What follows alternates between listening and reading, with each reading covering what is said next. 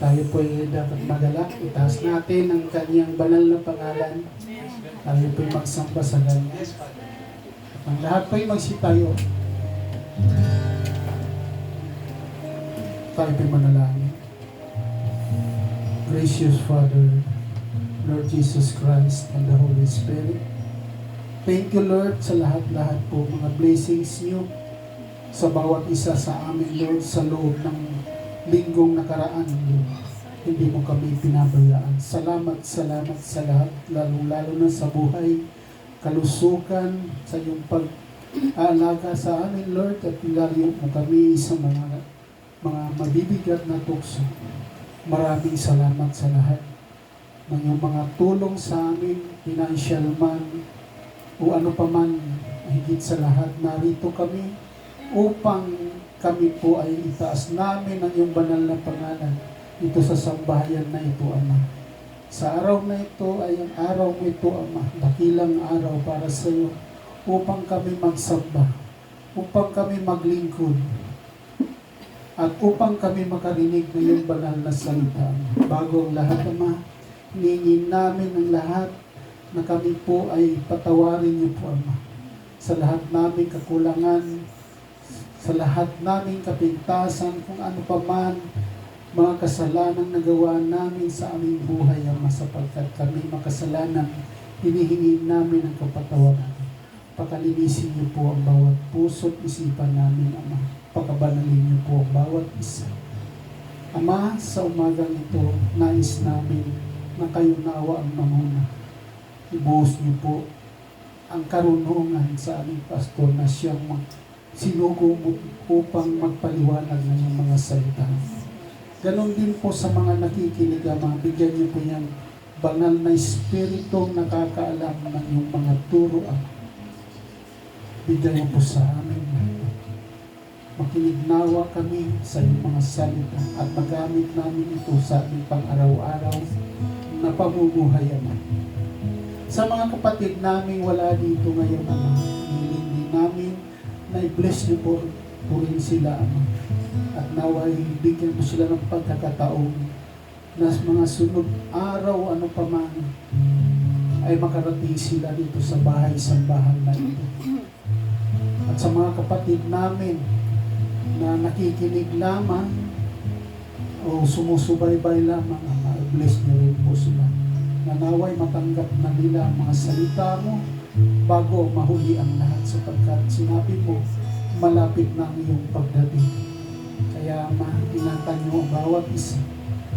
Tumawag po kayo ng maraming kaluluwa upang maligtas. Naway lahat ng naririto, Ama, naway na isulat mo po sa iyong aklat ng buhay, Ama. Pinapasalamatan din namin ang mga kapatid na malayo at nakarating din dito, Ama. At sa lahat-lahat po, Ama. Lahat-lahat ng mga kapatid namin na sumusubaybay, pinapasalamatan din po namin ang lahat ng ito na naway maging isa sa pananampalataya. Ang pananampalatayang binigay niyo po sa amin ay naway dagdagan niyo pa po, Ama. I-level up niyo pa ang bawat pananampalataya namin. At talagaan niyo rin kami, Ama, na huwag kami matugso o ano pa man. Ama, sa umagang ito, nais namin po, Ama, napagkaluban kami ng iyong banal na Espiritu, sapagkat itong banal na Espiritu ay siyang tanda na magiging anak kami katulad ni Jesus Christ. Kaya sa umagang ito, kami nananalangin, itinataas namin na yung banal na pangalan in the name of the Lord Jesus Christ. Amen, Amen, and Amen. Hallelujah, Lord Jesus. Tayo po magsiawit.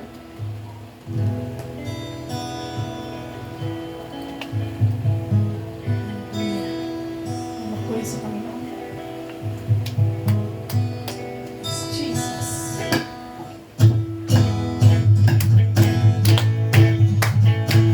Hallelujah.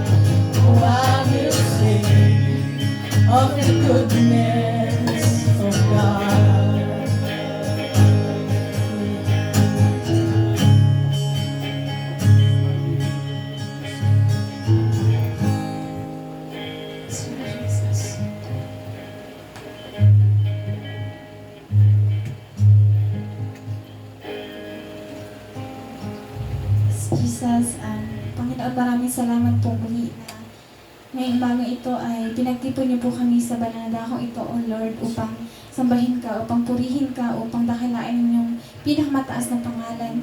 Dahil ikaw ang aming Diyos, ikaw ang hari ng mga hari, Panginoon. Ikaw ang hari ng aming buhay, ikaw ang hari sa aming mga puso, Panginoon. At ikaw, Panginoon, ang siyang Diyos na nagkakalinga sa aming Panginoon na bagamat ikaw ay aming ama, ikaw rin ay aming ina, Panginoon, na lagi nag-aaruga sa amin. Lagi mo kami kinakalinga sa bawat araw, bawat oras ng aming buhay, Lord. Ikaw ay tapat sa aming mga buhay, Lord. Ikaw, Panginoon, ang tunay na nagmahal sa amin, unconditional, kahit hindi namin deserve ang iyong perfect love, Panginoon. Maraming salamat dahil, Panginoon, hindi ka nagkulang sa amin, Lord. Maraming salamat sa pag-iintindi sa aming mga kahinaan, Lord. Maraming salamat, Panginoon. Napatuloy niyo kami minamahal sa kabila na aming mga pagkukulang, Lord, sa kabila na aming mga pagkakasala, Panginoon. Maraming salamat, Lord, na hindi namin maarok, Lord, ang inyong dakilang pag-ibig, Panginoon. Dahil lahat ng kasalanan ng sangkatauhan, Lord, bawat kasalanan, secret sins, Lord, God, mga bagay na inisip, sinabi at ginawa namin sa aming kapwa ay nakita at nalalaman niyo. Pero lahat ng ito, Panginoon, ay hinugasan mo, Panginoon. Hinugasan ng inyong anak ang banal na dugo niya, Panginoon. Tinubos niya ang lahat ng aming pagkakasala, Panginoon. Maging sa aming mga past, present, and future sins namin, ang mga kahinaan namin, Lord. Tunay, Ama, na hindi namin kaya magbago sa aming sarili, Lord. Kailangan namin ang inyong Holy Spirit to change us everyday, Panginoon, upang maging katulad namin ng inyong anak na si Jesus, Panginoon, na wala siyang inangkin, Panginoon, kahit siya ay Diyos, Panginoon, wala siyang inangkin na sa kanya ang lahat ng bagay, kundi bagkus ang kanyang buhay, Lord, ay lumakad siya ayon sa inyong kalooban, Lord, at lagi niyang hinihingi ang inyong wisdom. Gayun din, Panginoon, kami sa aming mga buhay, Lord, bilang mga tao, Lord, na mahihina, Lord. Kailangan natin namin ang karunungan mo, Lord. Kailangan namin, Lord, din ang gabay mo sa bawat oras ng aming buhay, Lord. Kailangan namin, Lord, ang discernment, ang wisdom, Panginoon. Kailangan namin ang new word everyday, Panginoon. Dahil kung kami, Panginoon, ay hiwalay sa inyo, kung kami, Panginoon, ay laging tumatakbo, Panginoon, palayo sa inyo, Lord, dahil kami ay mga tao, Lord God, na ang kaba-aba, Panginoon, dahil ikaw, Panginoon, ang pinakakayamanan namin, Lord. Ikaw ang lahat sa amin, Lord. Wala kaming magagawa sa aming sarili kung wala ka sa aming buhay, Lord.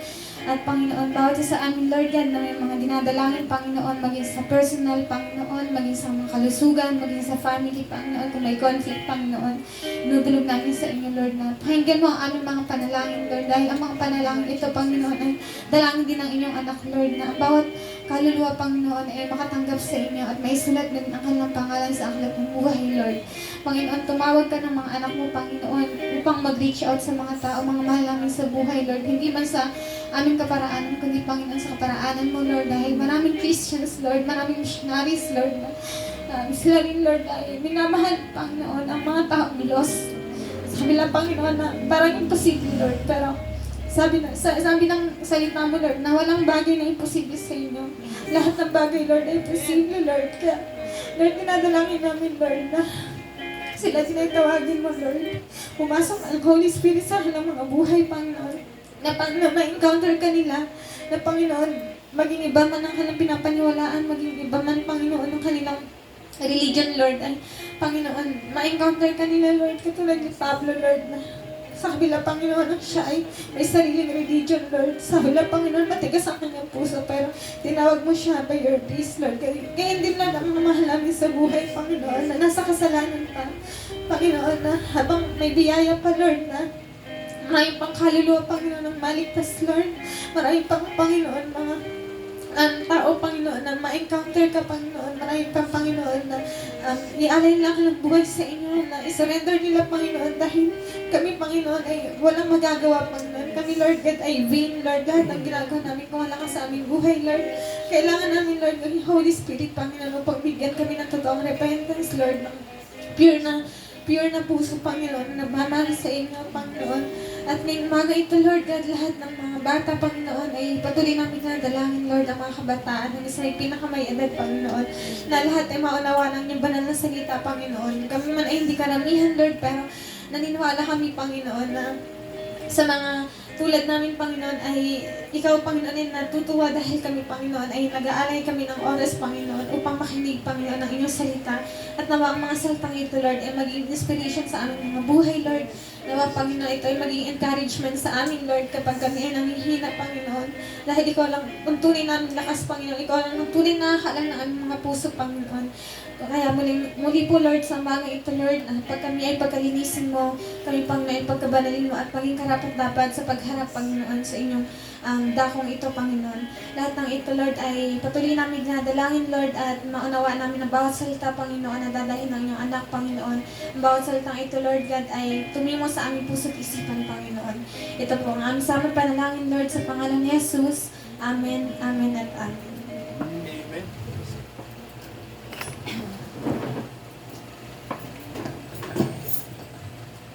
Purihin po ang Diyos sa tanghaling ito, mga kapatid. At salamat po sa inyo pong pagbabahagi po ng panahon upang tayo po ay sama-sama pong manambahan. At gayon din po, bilang pag-alala na rin dahil may occasion po ngayon, araw po ng mga ina. So siguro po para alam nyo lang po no, yung pinanggalingan ng Mother's Day celebration. Ito po ay, mga kapatid, no, ito po ay galing sa US. No, kasi may isa pong Amerikana na yung kanyang nanay ay isa sa mga tigapagtaguyod ng human rights.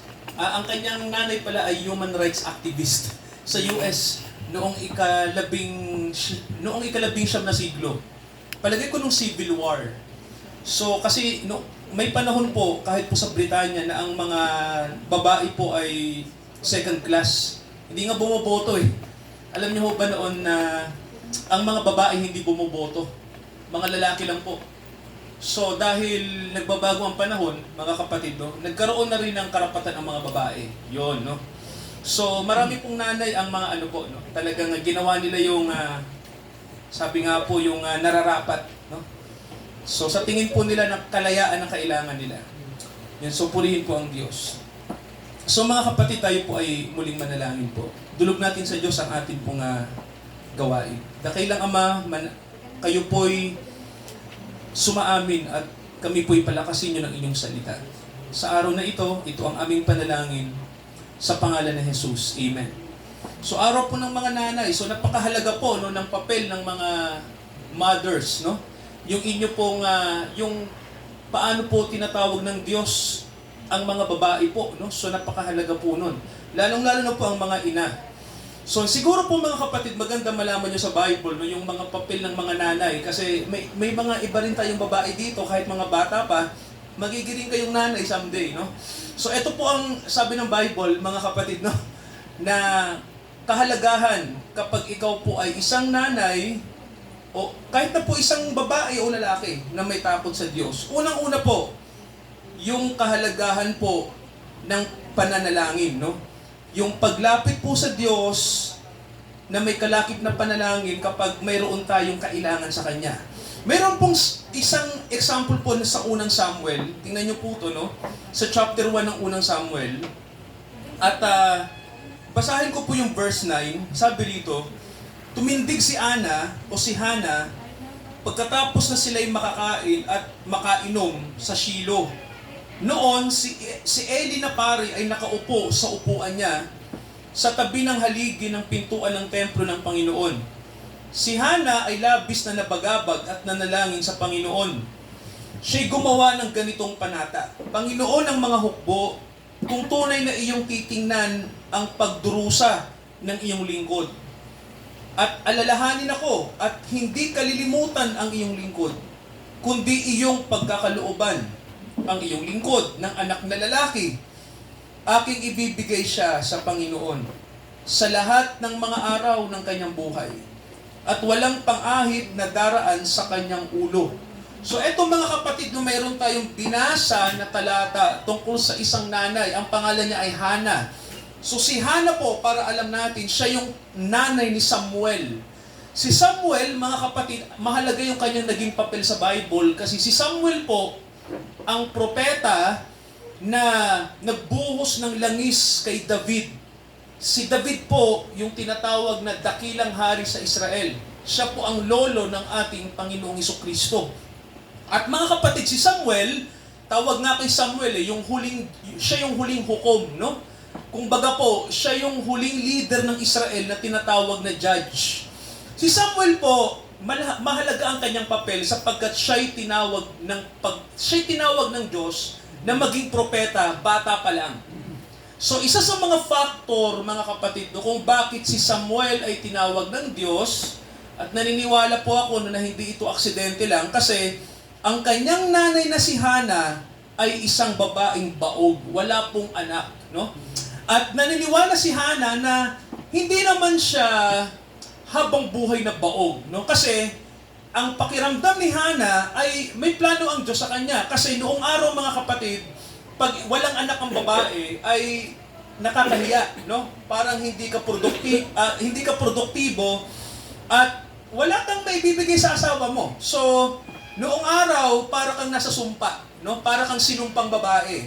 Samantalang itong si Hana kasi, kasi dalawa silang asawa eh. Si Hana may isa ding kasamang babae na si Penina. So, ang kanilang asawa, si Elkanah, so dalawa silang babae na asawa, no? So si Penina po, maraming anak, no? yung isang babae na asawa ng asawa niya, no? Kasi dalawa, di ba sabi ko nga po, si Elkanah may dalawang asawa, si Hana at si Penina. So, yung isang babae po, iniinggit si Hana, no? Na sinasabi, may asawa tayo, di ba? Isang lalaki yung asawa natin, pero tingnan mo, ako yung produktibo, marami akong anak, ikaw, be, no? So, kinukutya siya. So, mga kapatid, nanalangin si Hana, di ba? Sabi niya, Panginoon, huwag niyo naman po akong pagdusahin sa ganitong kalagayan, no? Bigyan niyo po ako ng anak na lalaki at ibibigay ko po siya sa inyo. So, mga kapatid, mahalaga po ba ang panalangin ng ina? Okay po, no? Si Hana po ay prayerful, no?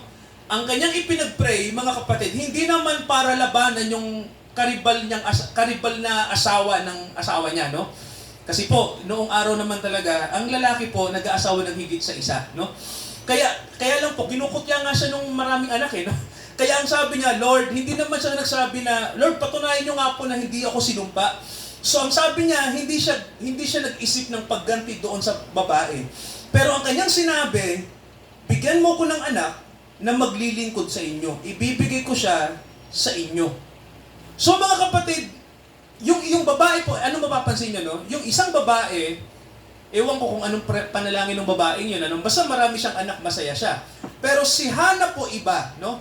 Yung anak niya, mga kapatid, hindi niya inangking kanya. Tama ho ba? Biniyayaan siya ng Diyos, pero ang sabi niya, ibabalik ko sa inyo. So ibig sabihin, mga kapatid, ganito, no? Sa panalangin natin sa Diyos, kapag nanalangin tayo ng mga bagay-bagay, mga kapatid, gayahin natin si Hana na kung ano yung ibigay ng Diyos sa kanya, kahit isa man yan, ipaglingkod. Tama ho ba? Hindi mo aangkinin iyo. Tama ho ba? Kasi kay Hana, lahat ng bagay sa Diyos. Tama ho ba, mga kapatid? So may tanong ako, sino mas pinagpala? Sige po. Si Hana o si Penina? Si Hana. Kasi mga kapatid, si Hana, yung kaisa-isa niyang anak, ay naglingkod sa Diyos. Tama ho ba, mga kapatid, no? At yung ano na po yun, yung kaso na yun, mga kapatid, ay blessing, no? Ang baog ay naging blessing. Mga kapatid, no? Kaya po, mahalaga po ba sa nanay ang panalangin? Mahalaga po. Mga kapatid, lalo na po, kung yung ating panalangin, sabihin natin sa Diyos, Panginoon, sagutin niyo po yung panalangin ko kasi po, nais ko po na ipaglingkod sa inyo, no? Itong aking hinihiling sa inyo. Mga kapatid, mayroon na ba tayong hiniling sa Diyos? Pero hindi sinasagot ng Diyos. Bakit po? Kasi pang sarili lang. Amen po ba? Panalangin pang sarili. Mga kapatid, nakakatakot po 'yun kasi pwedeng sumagot ang Diyos, mapapalayo ka sa Kanya. No, pero iba kay Hana. Si Hana, sinagot agad ng Diyos. Sapagkat, mga kapatid, nakita ng Diyos na ang puso ni Hana ay maglingkod sa Kanya. Kaya po, lahat ng bagay, mga kapatid, biyaya kapag ipaglingkod natin sa Diyos lahat ng ating hinihingi. May tanong po ako sa inyo, ano na ba yung hinihiling natin ngayon sa Lord? Di ba? Alam ng Panginoon kung ano yan. Tama ho ba? So mga kapatid, naniniwala po ba kayo na kahit wala pang sagot o may sagot na po, Naniniwala po ba kayo na may purpose ang Diyos dyan? Kung bakit? No? Naniniwala po ba kayo na may purpose ang Diyos kung bakit hindi pa siya sumasagot? Opo.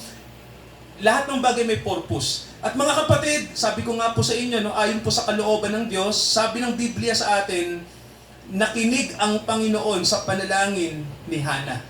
Napakahalaga po ng prayer ng nanay, no? So, ito yung ikalawang bagay.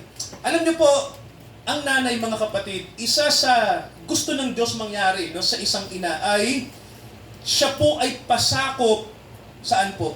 Sa kalooban ng Diyos. Amen po ba? So, eto po, tingnan natin si Maria, na isang batang ina din, no? Chapter 1 ng Lucas.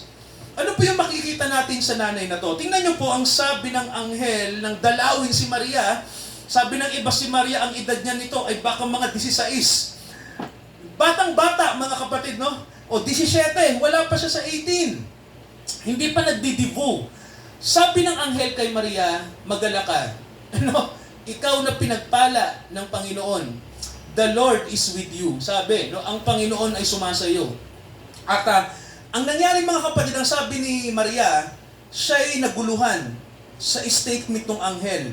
Ang sabi ng anghel sa kanya, huwag kang matakot, Maria, sapagkat nakatagpo ka ng paglingap sa Diyos. Sabi ng verse 31, chapter 1 ng Lucas, maglilihi ka sa iyong sinapupunan, magsisilang ka ng isang anak na lalaki at tatawagin mo siya sa pangalang Jesus.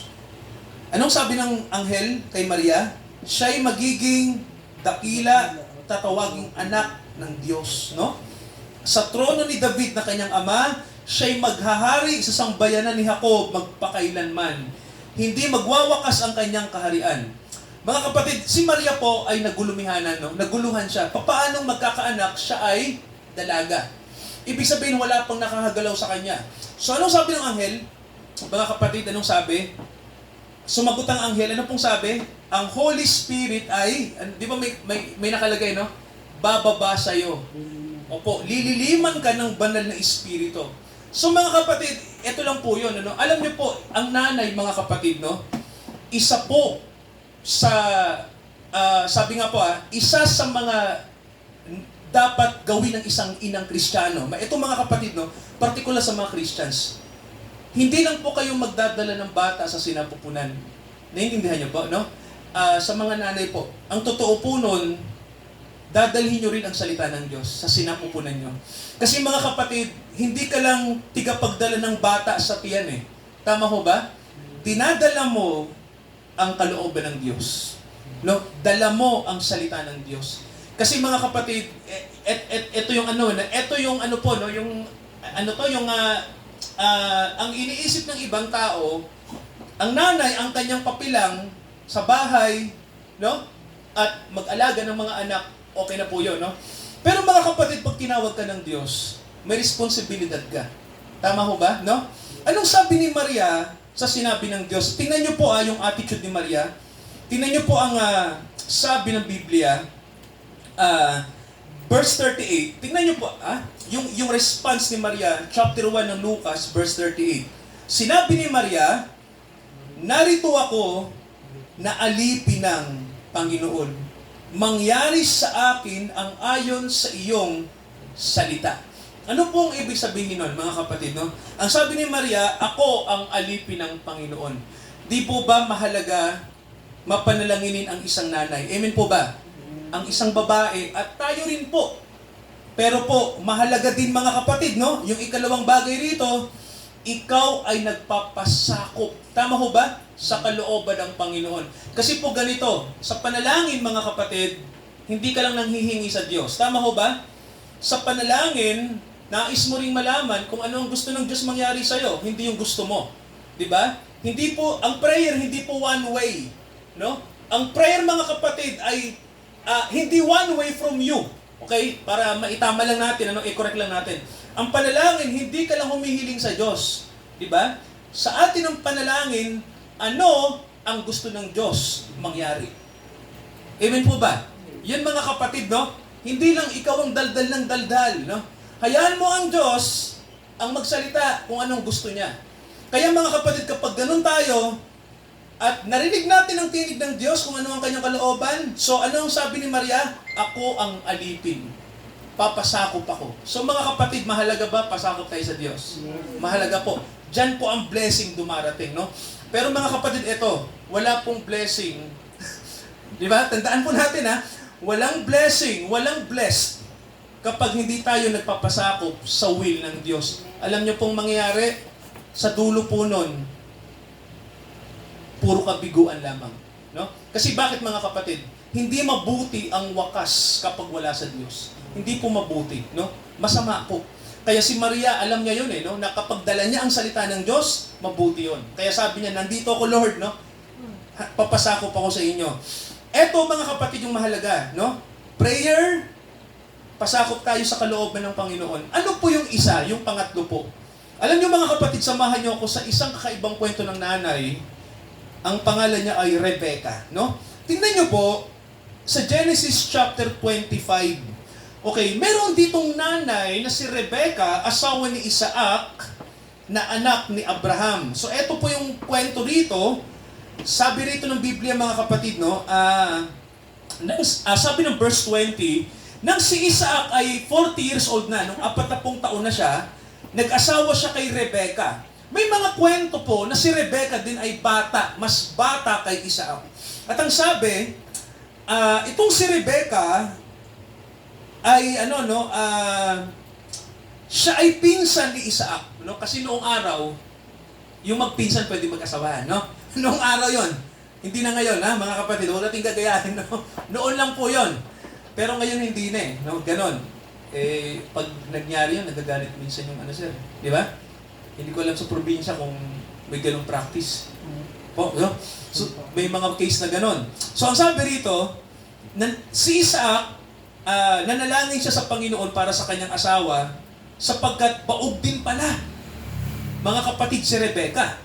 At dininig ng Panginoon ang kanyang panalangin, si Rebecca ay naglihi. So this time mga kapatid, si Isaac ang nag-pray kay Rebecca. Tama ho ba? Si Rebecca, siguro tanggap niya na baog siya, tanggapin mo na lang ako, asawa mo na ako, baog ako, pasensya na, kahit medyo bata ako sa'yo. Pero mga kapatid, no, sino nag-pray? Yung asawa. So nag-pray yung asawa, at nanganak yung kanyang asawang baog. So ang sabi ng Panginoon, tingnan niyo po ang sabi, tingnan niyo po mga kapatid, no? Verse 22, chapter 25 ng Genesis. Ang mga bata sa loob niya ay naglaban at kanyang sinabi, kung ito ay tama, bakit ako mabubuhay? Kaya't siya'y humayo upang magtanong sa Panginoon. Nasasaktan si Rebecca kasi makukulit yung mga baby, no? Parang sa tiyan pa lang ay mayroon ng labanan, no? Kasi may kambal yung dala-dala niya, kambal mga kapatid, no? Sinabi sa kanya ng Panginoon, may 2 bansa ang nasa sinapupunan mo. Ibig sabihin, magiging makapangyarihang bansa yung 2 bata. Naintindihan yung mga kapatid, no? Nagbigay ang Diyos ng propesiya kay Rebecca. At ang sabi, ang 2 bansang ito ay maghahati. Ang isa ay magiging higit na malakas kaysa sa isa. Humula na ang Diyos, no? Magiging powerful yung isa ron. At ang sabi, mga kapatid, ito yung matindi. Ang matanda ay maglilingkod sa bunso. So mga kapatid, alam niyo po noong araw, tingnan niyo po, noong araw kasi, ang bunso, hindi yan ang tigapagmana. Sino po ang tigapagmana? Yung panganay, no? Sino po panganay, mga kapatid? Yes. Yan, no?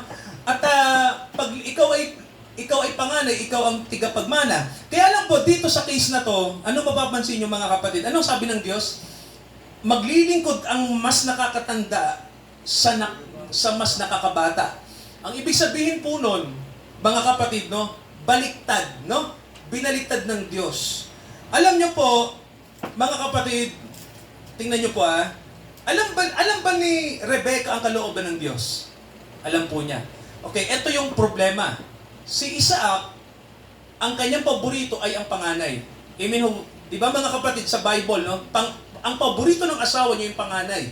Kaya, ang sabi ni Isaac, yung blessing ko, natural, ibibigay ko sa panganay. No? Yung nanay, hindi kumikibo kasi may sinabi ang Diyos sa kanya. Hindi naman sinabi ng Diyos kay Isaac. Tama ho ba? Sinabi lang doon sa nanay. Dumating ang panahon, nang sabihin ni Isaac, ibibigay ko na yung blessing. No?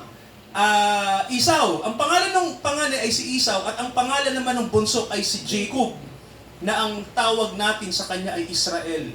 So sabi ni Isaac kay Esau, o kumuha ka na ng usa, manghunting ka na, iluto mo, ipakain mo sa akin, and then after one, ibibless na kita. So, ginawa na ni Esau, pumunta na siya sa kagubatan para manghunting ng chicha, no? Narinig ni Rebecca yung usapan ng mag-ama. Tinawag niya si bunso at ang sabi, Jacob, yung tatay mo, ibibless na yung kuya mo. May sinabi ang Diyos sa akin, ikaw ang blessed, ikaw ang ibibless, hindi yung kuya mo. Unahan mo na. Sabi ni Jacob, Nanay, paano ko magagawa yun? Kilala ko ni tata, yung boses ko kilala. Kilala ko na, hindi ako ibibless, baka sumpain pa ako. Ang sabi ni Rebecca, magbalat kayo ka na lang. Kunwari kuya, ikaw yung kuya. Paano naman ako malalaman? Marunong yun si tatay kahit bulag yun. Kasi nung time na yun si Isaac hindi na nakakakita. Si Esau, mabalahibo. Di ba mga kapatid, ang ginawa ni Rebecca, isuot mo yung meron ako rito balahibo, isuot mo sa mga kamay mo. Kasi yung tatay mo naman, kapakapalang naman yan Di ba? So, yun ang nangyari. Nilutuan ni Rebecca nagluto si Rebecca at si Jacob ng masarap na chicha, pagkain, ibinigay kay Isaac. Nagtaka rin si Isaac. Abang, bilis naman. Ilang oras ka lang ng hunting, nakahuli ka na. Sabi ni Jacob, tatay, kasi bilinis ako ni daddy. Bilinis ako ng Diyos. Sabi ni Isaac, nagtaka si Isaac sabi ni Isaac, hindi ko maintindihan, yung boses ng bunso ko to, hindi naman boses to ni Esau. Alika nga Esau, kapain kita. Yun mga kapatid, no? Kasi si Isaac, ang problema, yun lang yung basis niya, na yun yung anak niyang panganay. Nung makapa niya, mabalahibo. Tingin ni Isaac, baka nag-hallucinate lang ako, no? Mabalahibo, eto yung anak ko. Yun mga kapatid, no? Kumain si Isaac nung mabusog na, ang sarap pa nung pagkakaluto, lahat ng blessing binigay sa kanya. Napunta kay bunso ang blessing. Sakto po, nang tapos na yung event, dumating si kuya, dala-dala yung kanyang usa, nang lumapit na siya sa tatay niya, basbasan niyo na ako tatay. Sabi ni Isaac, what? Huyo. Di ba? Sino yung nauna rito? Akala ko ikaw yun. Mga kapatid, ano nangyari? Nangdaya ba si Jacob? Actually po, pandaraya yon. No, mga kapatid, no? Sa normal nating pagtrato doon sa kaso na yon, yun po ay isang pandaraya. Kasi mga kapatid, sumasakto lang naman din yung nangyari kay Jacob. Alam niyo po ba ibig sabihin ng Jacob? Mandaraya. Yun lang po yun. Si Jacob ay mandaraya. At nangyari ngayon kanyang pandaraya. Dahil din sa kanyang pandaraya, siya ay na-bless. Kita niyo po, maraming nabibless dahil sa pandaraya. Di ba mga kapatid? Alam niyo po ba na ang Diyos, tapat po ba ang Diyos sa lahat ng bagay? Amen. Opo. Tapat po ba siya sa kanyang pagkakatawag sa atin? Opo. Alam niyo po ba na yung blessing, hindi pa yon. May nakalaan na blessing ang Diyos kay Jacob. Hindi yung blessing na ninakaw niya lang sa kapatid niya. Naintindihan niyo po? Di ba? Alam niyo yung blessing ni Jacob kung mahal siya ng Diyos. Amen po ba? At ang sabi ng Diyos sa kanya, hindi na kita tatawagin mandaraya, tatawagin kitang Israel. So mga kapatid, ano po yon? Puntahan natin yung nanay niya. Kasi siya yung bida rito. Ano yung ginawa ng nanay? Pinag-away ang magkapatid. Alam niyo po, nagbantay yung kuya. Sabi ni Esau, pag nakita kita, papatayin kita sa ginawa mo sa akin. Ang sabi ng nanay nila, lumayo ka na bunso, yari ka sa kapatid mo. Kahit ako yung may gawa. Actually talaga, ang mastermind yung nanay. Tanong, nagkamali ba si Rebecca sa kanya pong bilang nanay? Actually po hindi. Ano po yung pangatlong punto natin? Simple lang po. Sinunod lang ng nanay na ito kung ano ang sinasabi ng Diyos. Kaya mga kapatid, tatlong bagay, no? Prayerful na nanay, nagpapasakop sa salita ng Diyos, at sumusunod sa salita ng Diyos. Ang pagsunod dito, magkukos ng conflict na. Tama ba mga kapatid? Maraming bagay sa buhay natin mga kapatid na ayaw nating sumunod sa Diyos kasi makakasagasa tayo. Tama ho ba? Kahit mahal natin sa buhay. Mga kapatid, itong hamon ng Panginoon sa atin. Kahit makasagasa ka pa, kapag gusto ng Diyos yun ang mangyari, gawin na natin. Amen po ba mga kapatid? Huwag tayong matakot. Kasi mga kapatid, hindi hindi po natin nasunod ang Diyos for the sake na gusto lang nating maging mabango sa kapamilya natin. Di ba mga kapatid? Iba-iba ang kwento na to. Ang Diyos, etong sabi niya, etong gusto kong gawin mo. Gawin mo. Di ba, no? Ginawa ni Rebecca. Tama ba? Nag-away yung magkapatid. Magpapatayan talaga sila, pero ginawa niya lang yung alam niya na tama. So mga kapatid, huwag tayong matakot. Tama ho ba? Naggawin ang gusto ng Diyos. Kasi mga kapatid, sa totoo lang po, kung gagawin natin yon, alam niyo po ba yung nangyari sa huli? Tingnan niyo po ha. Alam niyo po nangyari sa huli? Nagkasundo po ba yung magkapatid? Opo. Tama, no? Parehas bang blines? Parehas. Alam niyo ba si Esau blines din? Di ba? Kaya po si Jacob ay mas blessed. Alam niyo kung bakit mga kapatid? May tanong po ako. Saan sumama yung kanyang kapatid? Si Esau, sumama sa tito niya na si Ishmael, ang pinanggalingan ng daigdig ng mga Arabo. Ibig sabihin mga kapatid, ito, ang Islam, di ba? Isa sa pinakamalaking reliyon sa mundo, na ang nagtatag nito ay ang race ni Ishmael. Doon sumama si Esau sa kanyang tiyuhin, no? Kaya lumaganap ang Arab race, no? May tanong ako, sino po may pinakamalaking pondo ng langis na nagsusupply sa mundo? Mga kapatid, nasa Arab, nasa Saudi Arabia. Di ba? Tama ang Diyos. Sabi niya, hindi ko naman pababayaan yan. Pero tanong, ang Israel, maliit, tama ho ba? Maliit na bansa at gusto pang durugin ng mga nasa paligid ng Muslim na bansa. May tanong ako, magkakamag-anak yun ha? Di ba sir? Tanong, di ba magugulat ka, pinagpala ba si Jacob talaga? Ang liit-liit nga niyang bansa. Di ba? At galit pa nga ang Diyos sa kanya. Alam niyo po kung bakit siya pinagpala ng Diyos? Sige mga kapatid, anong sagot? Si Jacob, bakit? Lolo ni Jesus. Sa kanya nang galing ang tagapagligtas ng mundo. Di ho ba? Ibig sabihin mga kapatid, ang blessing hindi po sa material lang. Tama ho ba? Ang totoong blessing mga kapatid, hindi yung material. Ang totoong blessing, sumasayo ang Diyos. Yun po yun, no? Ang Panginoon ay sumasayo. Kaya po si Rebecca, sabi niya, yun ang gagawin ko. Hindi ko habol ang blessing lang na material. Ang habol ko, sundin ang gusto ng Diyos. Para mga kapatid, maligtas ang marami. Tama ho ba? Kung hindi sinunod ni Rebecca, sir, magkakaroon kaya ng lahi? Di ba? Wala, sir. Wala, no? Kasi, ang Panginoon, makikita niyo po yung connection niya, no? Naghanda lang siya ng mga lahi para ipanganak ang kanyang anak. Tama ho ba? So, hinirang niya si Jacob, no? Ang tinatawag nating Israel. So, sa araw na to mga kapatid, sa araw ng mga nanay, bilang mga tinawag ng Diyos, at bilang hindi rin nanay, no? Bilang mga mananampalataya, mahalaga pala ang tatlong bagay na to. Panalangin, pagpapasakop sa nais ng Diyos mangyari sa buhay natin, at yung pagsunod natin sa Diyos. Mga kapatid, handa ba tayong sundin ng Diyos? Amen. No? Handa ba tayong ma-bless? Amen. Opo, mga kapatid, no? Kahit anong mangyari, sumunod tayo, no? Mga kapatid, mahalaga ba sila ng pagsunod? Mahalaga. Mga kapatid, no? Nandiyan na yung application ng blessing, mga kapatid. Ginawa ni Rebecca yon. Hindi siya natakot. Manalangin tayo. Dakilang Ama, samahan niyo ang mga kapatid namin. Salamat po na mahalaga yung pagsunod. Panalangin, pagpapasakop sa inyong nais mangyari. Ginawa ito ni Hannah, ginawa ito ni Maria, ginawa ito ni Rebecca.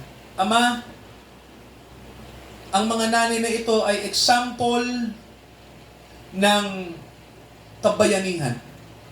Example po ito ng heroic deeds. Isang makapangyarihang gawa ng isang nanay at mga nanay. Mahalaga po ang papel na ginagampanan nila para po mangyari ang inyong nais. Dakilang Ama, pagpalain niyo po ang bawat isa na nandito ngayon at pangunahan niyo po kami naway maging kaming daluyan ng blessing sa panahong ito. Ito ang aming panalangin sa pangalan ng aming Panginoong Jesucristo. Lahat po tayo magsabi ng Amen. Amen. Praise God. Mga kapatid, sa pagkakaloob natin sa Panginoon, awitin natin ang Seek Ye First, the Kingdom of God and His righteousness.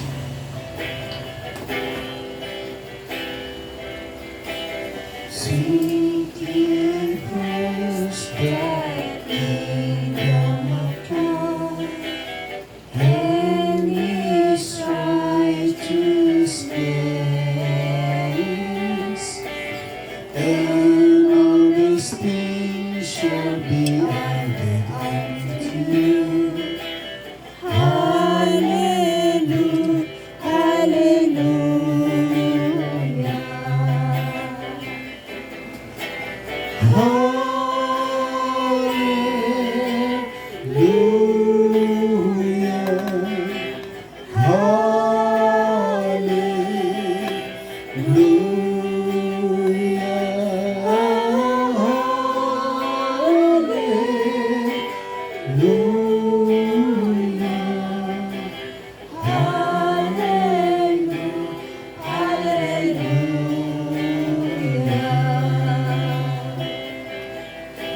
Seek ye first the kingdom of God and His righteousness,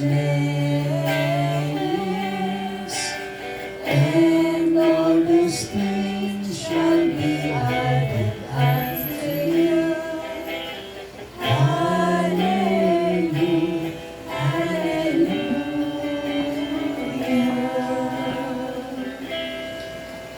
Amang makalangit, ngayon pong Mother's Day ay alalahanin namin ang pinakamataas naming ina ay ang Holy Spirit. Upang kami po ay arugain, gabayan, hubugin sa tama, sa katuwiran, at maging matulad kami sa Panginoong Jesucristo.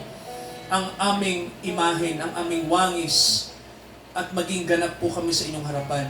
Banal na Espiritu, na tulad ng aming ina, kayo ang ina namin sa langit, Panginoon, na ginagabayan kami tulad ng isang inahin na ginagabayan ang kanyang mga inakay.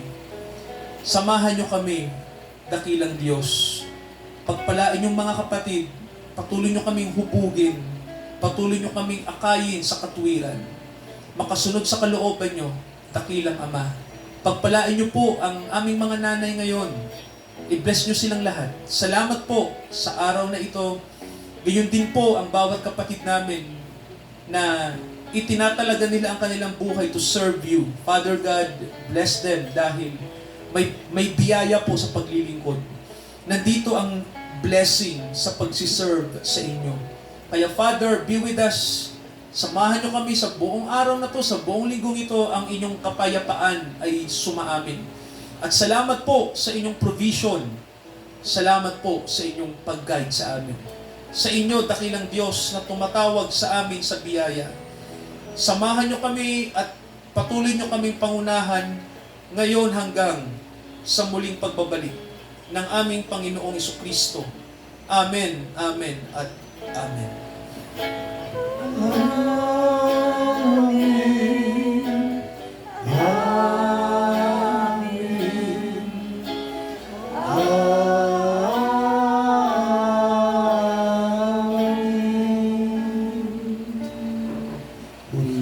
Happy Mother's Day po sa lahat. God bless po. Mother's Day po.